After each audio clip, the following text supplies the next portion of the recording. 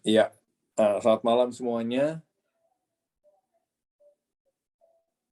Sudah lama kita nggak ketemu ya, kali ini kita ketemu dan ketemunya online. Saya harap semua ibu-ibu dalam kondisi baik, bapak-bapak juga dalam kondisi baik, sehat-sehat semua ya dalam perlindungan Tuhan. Sebentar lagi saya rasa kondisi akan terus makin membaik dan kita harap semuanya bisa normal lagi, semuanya bisa bisa berkembang lagi ya karena memang COVID yang berkepanjangan ini yang membuat banyak orang punya masalah, banyak orang mengalami banyak goncangan, entah itu dalam pribadinya, entah itu dalam kondisi bisnisnya.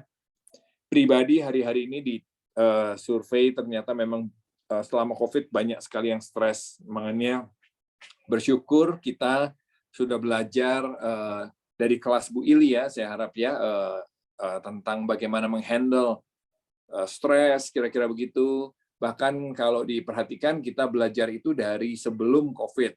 Jadi Tuhan kayak mempersiapkan kita, dan itu suatu hal yang luar biasa. Kalau di CLCC, saya selalu, sebelum COVID, saya selalu bilang bahwa kalau panggung ini diambil dari kita, kalau kebaktian minggu ini diambil dari kita, kira-kira apa yang akan terjadi sama kita semua? Apakah kita akan terus melayani, apa tidak? Dan ternyata betul-betul panggungnya diambil, kebaktiannya diambil, itu betul-betul terjadi, dan saya lihat orang-orang yang membangun dirinya di dalam firman yang sejati, maka dia akan bisa melewati semuanya dengan luar biasa. Ya, jadi saya melihat bagaimana Tuhan mempersiapkan untuk apa yang terjadi ini. Tapi tetap apa yang terjadi tidak pernah mudah. Ya, nah saya akan ajak kita belajar sebuah firman, bagaimana kita bisa bertahan di dalam masalah, di dalam pencobaan. Saya akan share konten ya. Sebelumnya shalom Bu Indri juga, shalom, ada Ibu Neti, ada Ibu Jenny Liman, ada beberapa ya, saya Shalom Pak Andi. nggak bisa sebut satu-satu ya. Oke. Thank you Pak Andi. Terima kasih ya Pak Andi ya. Terima kasih.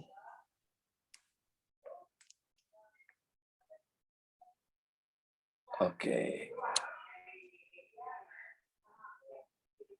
Ya, kalau sudah tahu ini, maka ini rasanya lagi sering dibahas ya. Saya sekolah Alkitab, di sekolah Alkitab juga dibahas. Kalau saudara ikut kelas Ibu Ili, ini juga dibahas ya. Ini menggambarkan diri kita, ini menggambarkan pikiran kita, hati kita, hal-hal yang tersembunyi di dalam diri kita. Nah, ternyata pembagiannya begini. 10% adalah apa yang ada di luar. Ini adalah apa yang kita pikirkan. Apa yang kita tahu, itu 10%. Kita tahu firman Tuhan bilang, jangan, ayo kita mengampuni misalnya. Kita tahu, tapi prakteknya bisa nggak kita lakukan? Ternyata belum tentu. Kenapa? Karena yang 90% itu ada di bawah sini. Ini yang 90%. Dan inilah yang menentukan keputusan-keputusan yang diambil dalam hidup saudara dan saya. Kita tahu firman Tuhan bilang, lakukan ini. Kenapa kita tidak lakukan? Karena yang menentukan adalah yang di bawah ini. Kita tahu firman Tuhan bilang, jangan membenci. Tapi ternyata kita terus membenci. Kenapa? Karena yang di bawah inilah yang menentukan. Nah, ini tersembunyi di hati kita yang paling dalam. Tersembunyi di hati ibu-ibu yang paling dalam. Bahkan kadang-kadang kita pun tidak tahu bahwa kita punya sifat-sifat misalnya jahat seperti itu, atau punya punya kebencian yang tersembunyi begitu rupa, kita nggak tahu. Ya, nah Alkitab bilang Amsal 4 ayat 23, jagalah hatimu dengan segala kewaspadaan, karena dari situ terpancar kehidupan. Perhatikan baik, jaga hatimu. Yang harus dijaga hati dengan segala kewaspadaan, karena dari hati terpancar kehidupan. Yang mana hati? Yang ini tadi hati. Nah ini loh hati. Yang di bawah ini hati. Yang di bawah ini hati. Jagalah hatimu, nih saya sederhana aja ya. Jagalah hatimu dengan segala kewaspadaan. Ini harus dijaga. Karena dari sini terpancar kehidupan. Bukan dari sini. Bukan. Bukan dari sini.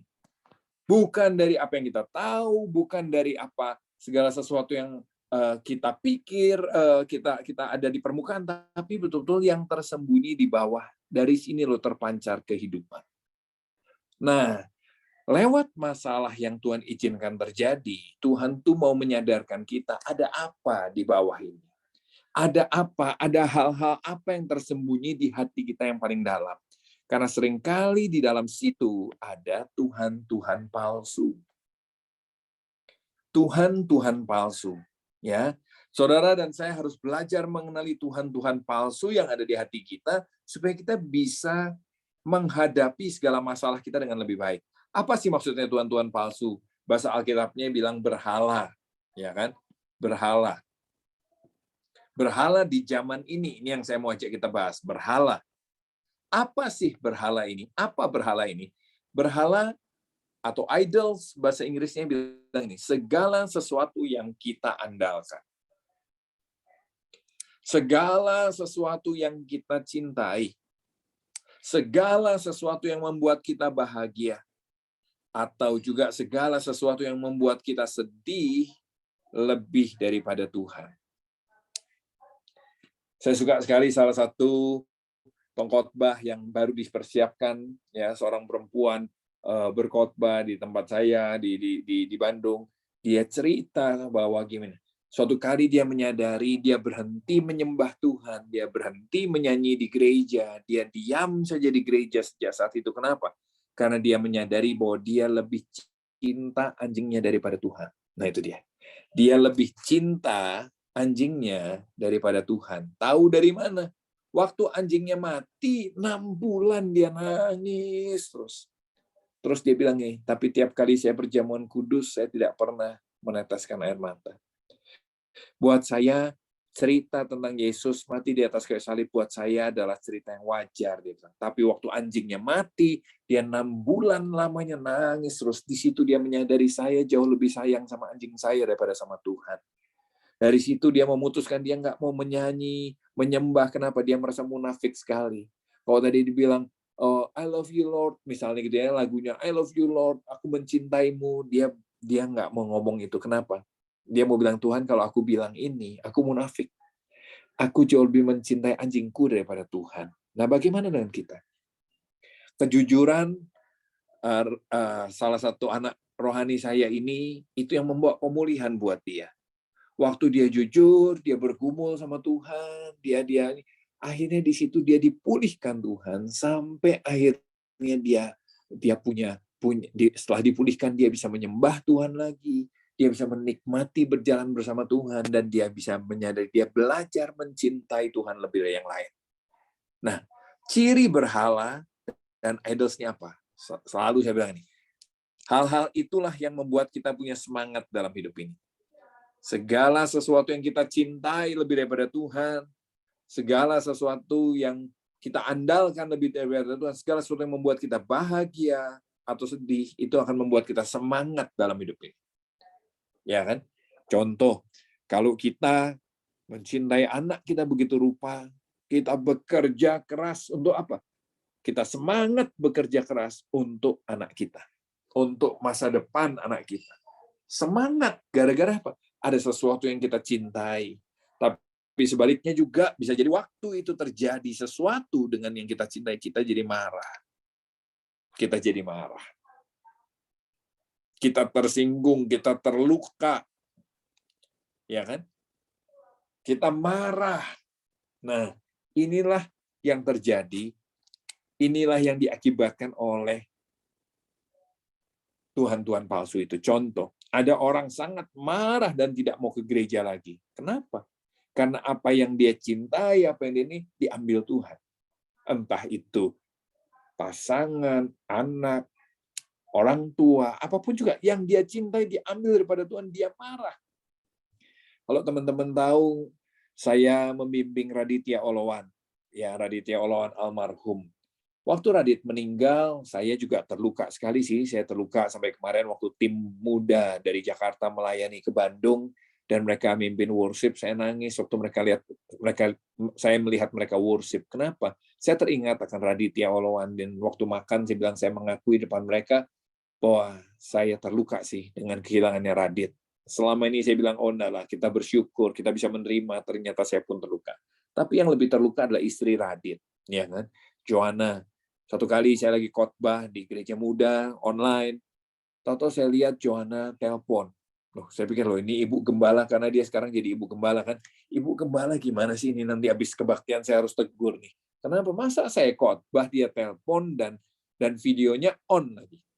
Ternyata setelah selesai saya khotbah, istri saya bilang yang menelpon Joanna itu istri saya. Hah? Saya bilang, terus kalian ngobrol apa? Jadi Joanna sepanjang kebaktian nangis terus. Terus timnya telepon istri saya bilang, Kak Nining, tolong dong telepon Joanna. Joanna nangis terus. Akhirnya istri saya telepon Joanna.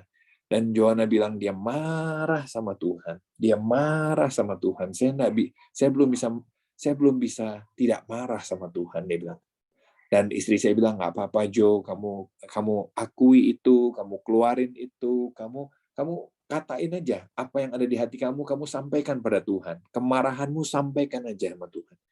Dan setelah berbulan-bulan, hari ini Joanna kemarin bercerita di depan kita bahwa dia sudah semakin dipulihkan. Dia sudah semakin dipulihkan. Tapi lihat ini, apa yang kita cintai lebih daripada Tuhan, apa yang kita andalkan lebih daripada Tuhan, apa yang membuat kita bahagia, apa yang membuat kita sedih, itu sangat mempengaruhi hidup kita. Nah, saya mau ajak ibu-ibu sekarang survei, ya. Kita setuju ya? Jadi, lewat masalah yang ada, Tuhan mau menyadarkan apa yang ada di bawah. Apa yang ada di bawah ini, apa yang tersembunyi di hati kita lewat masalah yang ada. Terutama Tuhan mau kita menemukan apakah jangan-jangan ada Tuhan-Tuhan palsu di sana. Apa itu Tuhan-Tuhan palsu? Segala sesuatu yang kita cintai lebih daripada Tuhan. Yuk, coba ibu-ibu mengisi ini. Coba sebentar aja, kalau bisa coret-coret sangat bagus. Apa yang paling membuat saya merasa berharga? Coba ditulis. Apa yang membuat saya merasa berharga? Sambil ibu-ibu menjawab ya, versi ibu-ibu, misalnya yang menjawab, oh pelayanan yang membuat saya berharga. Waktu pelayanan diambil, langsung merasa berharga kita hilang.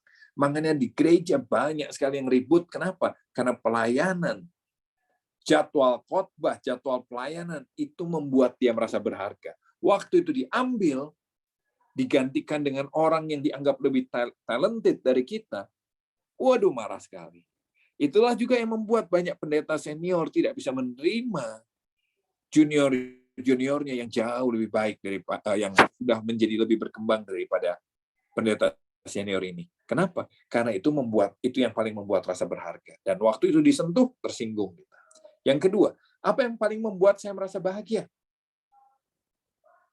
Maafkan saya ngomong ya, tanpa saya ingin membuat ibu-ibu khawatir. Oh, yang membuat saya bahagia anak, Pak. Pasangan sih bukan, Pak, tapi anak. Misalnya begitu ya. Sehingga suatu kali kalau terjadi sesuatu sama anak kita, waduh, kita drop sekali, kita down sekali. Ya, pada saat anak itu ada, itu yang membuat kita semangat dalam hidup. Tapi waktu anak itu tidak ada, kita down-nya luar biasa. Dan jujur ngomong, itu yang sedang dialami sama keluarga besar Radit, ya kan? Mamanya, mertuanya, justru mertuanya sangat kehilangan sekali. Yang ketiga, apa yang paling penting bagi saya? Apa yang paling penting buat ibu-ibu? Paling penting apa dalam hidup ini? Nah, coba gali dulu ya, gali di hati yang paling dalam. Gali dulu. Apakah pasti nih jawabannya Tuhan? Apa yang paling penting bagi saya? Tuhan kah? Kalau benar Tuhan jawabannya, puji Tuhan. Tapi kalau enggak, isi aja dulu, jujur aja. Yang keempat, apa yang paling saya takuti dalam hidup ini? Apa yang saya paling ditakuti? Kematian kah? Kebangkrutan kah? Apa yang paling ditakuti? Yang kelima, kehilangan apa yang bisa membuat saya tidak semangat hidup lagi? Apa yang kalau hilang dari hidup kita, kita nggak semangat lagi? Coba ibu-ibu isi. Ya. Keenam, apa yang paling memberi saya semangat? Nah, kalau tadi apa yang membuat kita tidak semangat kalau hilang, nah sekarang apa yang paling memberi saya semangat dalam hidup ini? Yang bikin saya semangat. Yang ketujuh, hal apa yang kalau Tuhan tidak berikan, kita minta dan Tuhan tidak kasih, bisa membuat saya meninggalkan Tuhan. Apa itu? Ya. Kalau coba saudara renungkan, wah kayaknya nggak ada Pak. Nah, saudara mesti sadar gini, ada banyak orang waktu doanya tidak dijawab, misalnya, ya saya harus bilang salah satu jemaat saya anaknya kanker dan tidak disembuhkan, jujurnya itu membuat dia meninggalkan Tuhan sampai hari ini. Ya, ada yang suatu kali berjanji sama saya, kalau tambang saya berhasil, Pak Andi, kalau tambang saya sukses, saya pasti perpuluhan. Saya sih tidak tergoda dengan janji-janji seperti itu ya. Cuma dari situ saya tahu, oh berarti selama ini Anda belum perpuluhan dong ya, gitu. Karena dia baru berjanji kalau tambangnya sukses. Waktu tambangnya tidak sukses, dia cenderung meninggalkan Tuhan. Coba suruh lihat apa ini, suruh jawab baik-baik. Nah, jawabannya seringkali nanti di sini. Apa sih Tuhan-Tuhan palsu di era sekarang? Ada yang paling penting buat kita tuh ternyata karir, prestasi. Ada yang ibu-ibu yang terutama yang dia cintai lebih daripada Tuhan adalah keluarga. Ini yang membuat semangat dalam hidup kita, tapi ini juga yang bisa menghancurkan hidup kita. Ada yang pelayanan, ya kan? Ada kekayaan, ada kekuasaan, ada pasangan, macam-macam. Ada suku, suku nggak boleh disebut sentuh-sentuh tuh, ya kan? Ada zona nyaman. Bahkan gini, kenapa kita ikut Tuhan? Supaya kehidupan saya tetap bisa nyaman. Saya nggak mau kehilangan zona nyaman saya. Oh, kita doa pagi, kita baca firman supaya bisnis kita tetap lancar, zona nyaman. Kalau sampai zona nyaman ini hilang, waduh, saya malas lagi pelayanan. Saya kecewa sama Tuhan, saya marah. Ada yang penampilan, wah ibu-ibu banget ya biasanya. Maafkan saya menghakimi. Ada yang public figure. Apa itu? Pendetanya kek, apa kek. Ini yang membuat dia sebetulnya pendetanya yang lebih dia kasih daripada Tuhan. Dengan kata lain, ada banyak orang sebetulnya bukan melayani Yesus, tapi melayani pendetanya. Begitu pendetanya jatuh, kita ikut meninggalkan Tuhan. Kita kecewa sekali. Begitu pendetanya jatuh, kita juga ikut jatuh dan nggak punya semangat lagi dalam hidup. Dia aja begitu, ngapain saya harus sungguh-sungguh? Nah, coba suruh lihat yang mana. Nah, ini juga ada gimana gue. Nah, ini siapa Tuhan palsunya? Tuhan palsunya kalau ini namanya gue. Ya, saudara ya. Saya, aku bahasa Jawanya. Aku. Ya. Nah, akibatnya apa kalau ini terjadi? Kita akan selalu, kalau kita punya Tuhan-Tuhan palsu dalam hidup kita, maka kita akan selalu hidup dalam ketakutan. Takut kehilangan kan? Takut itu diambil dari Tuhan. Takut Tuhan tidak menjaga, tidak memberikannya kepada kita. Kita hidup dalam ketakutan. Atau membuat kita nggak bisa keluar dari luka kehidupan. Ya, ada yang nggak bisa mengampuni. Kesetiaan pasangan adalah nomor satu buat dia. Kesetiaan pasangan adalah nomor satu. Waktu pasangannya tidak setia, waduh, lukanya luar biasa. Ya, lukanya luar biasa.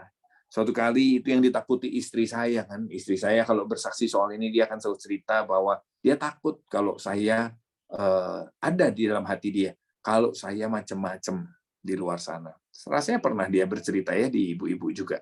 Dia itu yang dia khawatirkan sampai suatu kali Tuhan ajak dia dealing dengan masalah itu. Dengan kata lain gini, kalaupun sampai suamimu melakukan kesalahan, terus kenapa? Kalaupun sampai suamimu gitu, kenapa kamu nggak mau mengampunikah? Kamu tidak mau memaafkankah? Kamu terus dia menggumulkan itu, dia merenungkannya dan Tuhan menggambarkan bahwa gini, walaupun kamu juga melakukan kesalahan ke istri saya, Tuhan tetap mengampuni istri saya. Aku tetap mengampuni kamu, aku tetap mencintai kamu. Nah sekarang kalau suamimu yang begitu, apakah kamu nggak mau mengampuni?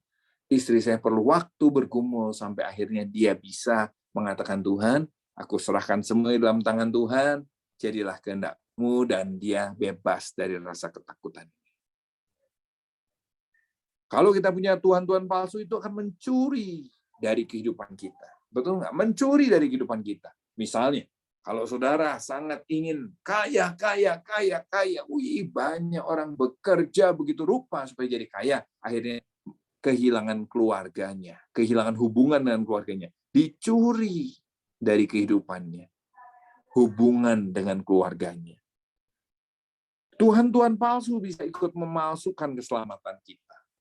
Kita pikir kita sudah selamat, kita pikir kita sudah rohani. Oh, saya kan aktif gereja, saya kan ke gereja. Tapi sebetulnya kita tidak mencintai Tuhan, kita nggak kenal Tuhan. Makanya Tuhan bilang, enyahlah daripadaku, kamu semua pembuat kejahatan. Aku tidak pernah mengenal kamu. Tidak pernah mengenal kamu. Itu yang salah satu tim saya tadi cerita waktu dia menyadari dia mencintai anjingnya lebih daripada Tuhan. Itu yang terjadi waktu anjingnya mati, dia 6 bulan nangis. Dan juga waktu bisnisnya mengalami masalah, dia sempat pikir, kenapa Tuhan nggak jaga bisnis saya? Padahal saya sudah pelayanan, padahal saya sudah puasa, padahal saya sudah begini, dia pikir gini, dia pikir dia sudah selamat dengan semua kegiatannya. Ternyata semua kegiatan rohaninya itu dia lakukan supaya diberkati. Tujuannya berkat. Begitu berkatnya diambil, pelayanannya tidak semangat lagi. Selama ini dipikir dia sudah selamat, ternyata dia baru menyadari, waduh, saya tidak kenal Tuhan. Kalau kita lihat firman Tuhan, beberapa firman Tuhan kita akan lihat ya. Lihat ini. Kejadian dengan Yusuf. Contoh orang-orang yang punya Tuhan-Tuhan palsu. Setelah dilihat oleh saudara-saudaranya bahwa ayahnya lebih mengasihi Yusuf dari semua saudaranya, maka bencilah mereka. Kakak-kakaknya Yusuf benci sama Yusuf. Lihat itu. Kenapa? Karena mereka sangat ingin ayahnya mengasihi mereka. Begitu ayahnya mengasihi adiknya lebih daripada mereka, benci. Sampai mereka bilang ini, mari kita bunuh dia. Kakak-kakaknya bilang, yuk kita bunuh aja. Kenapa? Mereka begitu emosi. Karena Tuhan palsu dalam hidup mereka adalah kasih sayang ayahnya. Ya. Coba kita lihat contoh lain dari Yunus. Kalau tadi Yusuf, ini Yunus. Tapi hal ini sangat mengesalkan hati Yunus, lalu marahlah dia. Minggu ini saya khotbah ini, minggu kemarin saya khotbah ini di CLCC. Menarik sekali. Hal ini sangat mengesalkan Yunus. Mengesalkan ini artinya, bahasa aslinya bilang ini. Hal itu merupakan kejahatan buat hati Yunus. Lalu marahlah dia. Apa yang menjadi kejahatan ini? Waktu Niniwe bertobat dan Tuhan mau mengampuni Niniwe. Itu kejahatan buat Yunus. Karena buat Yunus, Niniwe nggak pantas diampuni. Niniwe adalah bangsa yang sadis. Lalu berdoalah Yunus kepada Tuhan, katanya, aku tahu bahwa Engkau Allah yang pengasih dan penyayang. Lihat, dia marah gara-gara Tuhan tuh Allah yang pengasih dan penyayang. Dan Engkau akan mengampuni Niniwe, kira-kira begitu. Jadi sekarang ya Tuhan, cabutlah kiranya nyawaku, karena lebih baik aku mati daripada hidup. Ya. Yunus sampai bilang ini, lebih baik saya mati daripada hidup, daripada saya melihat Tuhan mengampuni Niniwe. Wow. Wow. Adakah kita begitu membenci seseorang, begitu tidak menyukai seseorang sampai kalau melihat Tuhan berkenan sama dia, Tuhan menjagai dia, Tuhan mengampuni dia, dan Tuhan memberkati dia, kita bilang lebih baik aku mati daripada hidup. Itu sangat mengesalkan hati Yunus. Itu kejahatan buat Yunus. Yusuf, kita udah belajar. Yunus belajar. Coba kita lihat ini. Di padang gurun itu semua mengomel. Lihat ini di padang gurun. Ini bicara soal apa? Masalah kan? Tema hari ini kita mau belajar bagaimana kita bisa bertahan di tengah masalah. Lihat ini. Banyak orang punya masalah. Buat keluarganya Yusuf, masalahnya waktu ayahnya lebih sayang Yusuf daripada kepada kakaknya. Buat Yunus, masalahnya adalah waktu Niniwe, bangsa yang jahat sekali, bangsa Asyur yang jahat sekali itu diampuni Tuhan, Yunus marah. Buat orang Israel, padang gurunnya apa? Mereka nggak punya makanan. Lebih baik sekiranya kami mati dibunuh Tuhan di Mesir. Di sana sekurang-kurangnya kami dapat duduk makan daging dan roti sampai kenyang. Tapi kamu, Musa, membawa kami ke sini supaya kami semua mati kelaparan. Apa Tuhan palsu buat Israel? Makan daging dan roti sampai kenyang. Zona nyaman. Nggak apa-apa kita diperbudak di Mesir, nggak apa-apa kita nggak usah ikut Tuhan, nggak apa-apa. Yang penting gua makan daging, yang penting makan roti sampai kenyang. Bicara soal zona nyaman, bicara soal kekayaan. Makanya penting, lihat ini, masalah yang terjadi hari-hari ini, coba dicek, itu mengeluarkan apa? Dengan saudara ya, masalah yang terjadi hari-hari ini itu mengeluarkan apa dari hidup saudara? Ada apa di sini? Jangan sampai masalah-masalah selesai, tapi kita tidak menyadari ada apa di hati saya. Ada Tuhan palsu apa di hati saya. Saudara bisa kebayang nggak? Kalau boleh saya cerita soal Radit tadi ya. Radit dipanggil Tuhan. Saya kenal dia orang salah satu hamba Tuhan yang paling tulus yang saya pernah kenal.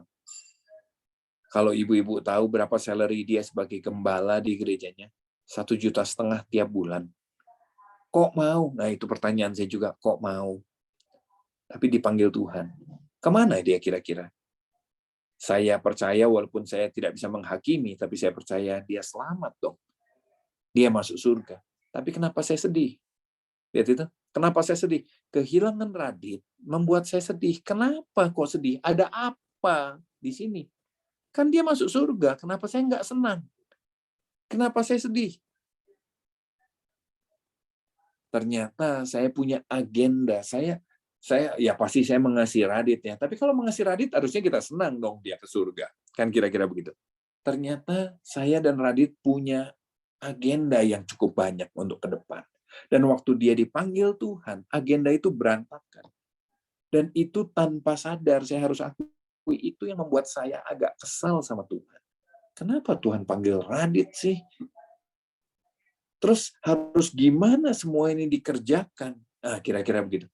Hal yang Tuhan mau sadarkan, ada apa di sini?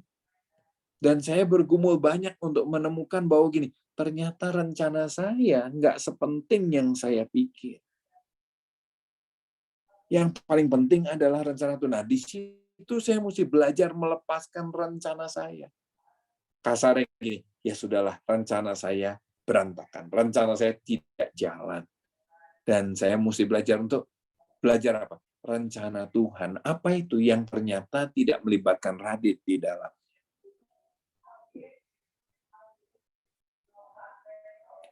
Saudara bisa mengerti itu?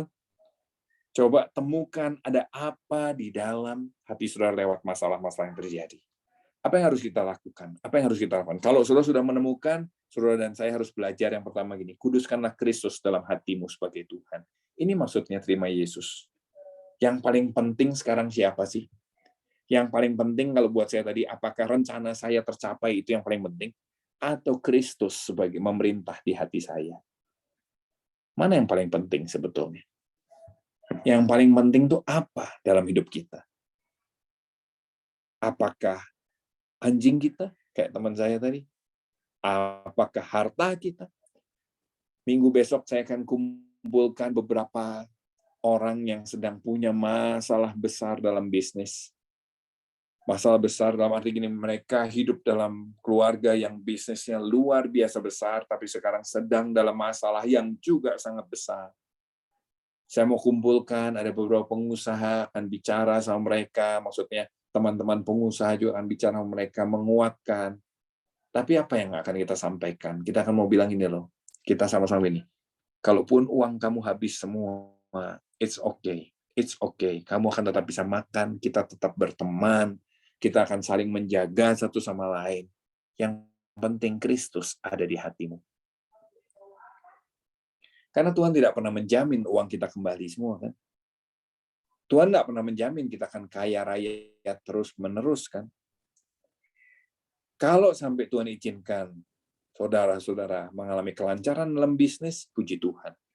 Tapi kalau ternyata Tuhan punya rencana lain, nanti salah satunya yang akan menguatkan yang lain itu Pak Roni Lukito, karena dia pernah habis-habisan juga dari Eiger, kan sekarang dia lagi luar biasa. Tapi dia mau bilang sama yang lain, saya pernah ada di masa seperti kalian, dan saya mau bilang bahwa sebetulnya waktu uang tidak ada dalam hidup kita, sebetulnya hidup tetap berjalan.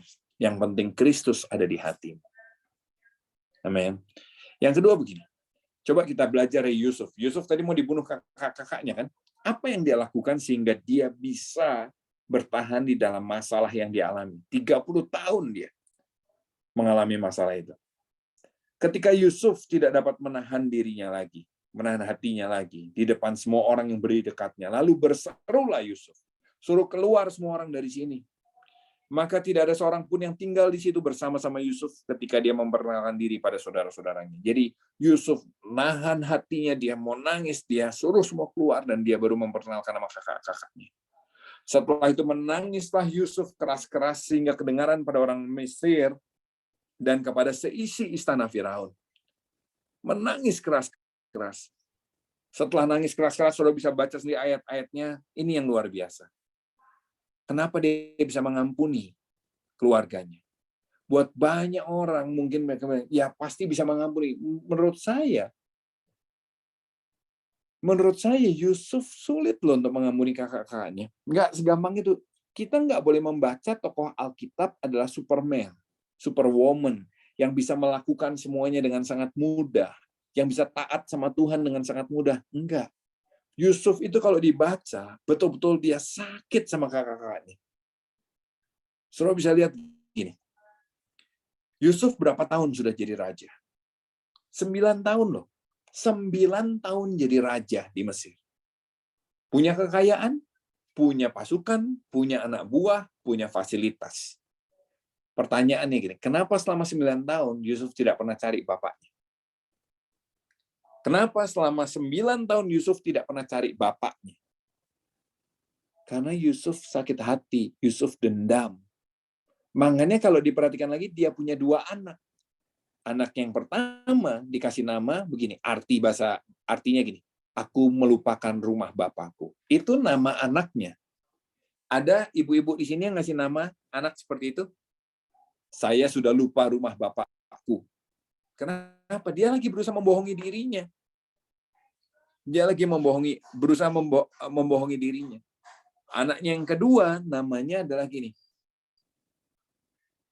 Tuhan yang menjaga aku di negeri kesengsaraanku. Jadi di tempat dia jadi raja, di tempat dia jadi kaya raya, justru dia sengsara. Negeri kesengsaraan. Jadi kekayaan tidak pernah bisa menutupi luka hatinya. Keberhasilan tidak pernah bisa menutupi luka hatinya. Itulah Yusuf. Makanya lewat banyak waktu dia sampai akhirnya harus menangis keras-keras. Waktu dia mau mengaku sama kakak-kakaknya, gua ini adik lu yang lu mau bunuh. Apa yang bisa memulihkan dia? Ini dia. Tetapi sekarang, lewat waktu, berapa lama? Minimal yang tadi saya bilang 9 tahun dia jadi raja. Sekarang, prosesnya 9 tahun.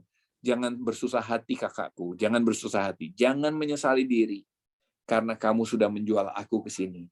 Nah ini dia. Sebab, ini dia kata kuncinya. Sebab, untuk memelihara kehidupanlah Allah menyuruh aku mendahului kamu. Sebab ini loh yang penting. Waktu kita tahu rencana Allah di dalamnya, waktu kita tahu apa yang Tuhan mau di dalamnya, itu akan membuat kita bisa melewati pencobaan, masalah yang besar sekalipun, dengan kekuatan yang daripada Tuhan. Sebab kita tahu ada rencana Allah di dalamnya. Amin, saudara. Gak segampang itu, tapi saya melihat semua orang yang sudah menemukan sebab, ini dia. Mereka bisa menjalani kehidupan mereka walaupun mereka mengalami banyak masalah. Ya. Sebab saya tahu, oh Tuhan lagi.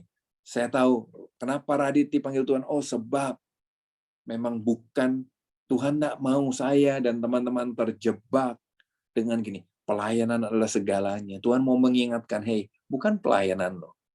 Bukan. Yang penting adalah hubungan dengan Tuhan. Yang penting adalah berjalan dengan Tuhan.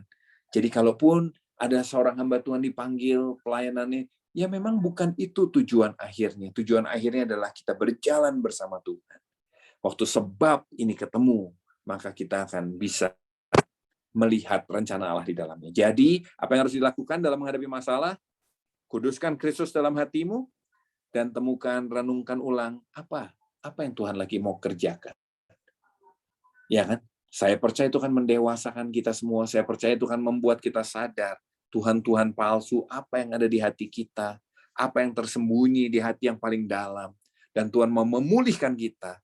Supaya apa? Sebab dari sanalah terpancar kehidupan. Waktu hati kita dipulihkan, kita dari situ akan terpancar kehidupan. Saya harap apapun masalah yang terjadi saat-saat ini, apapun masalah yang ibu-ibu alami saat-saat ini dengan segala kondisinya, percayalah itu tidak menghancurkan kita. Percayalah itu tidak membuat ibu-ibu kehilangan keselamatan atau apapun juga di dalam Tuhan. Tapi yuk tetap berjalan dalam Tuhan. Tapi Pak, gimana caranya saya bisa semangat lagi ya dengan hidup ini? Yuk temukan apa rencana Tuhan di balik itu semua. Saya selalu cerita waktu saya membimbing VIP, bagaimana saya sakit hati karena saya dikhianati, karena saya diperlakukan dengan tidak baik oleh senior-senior saya di gereja.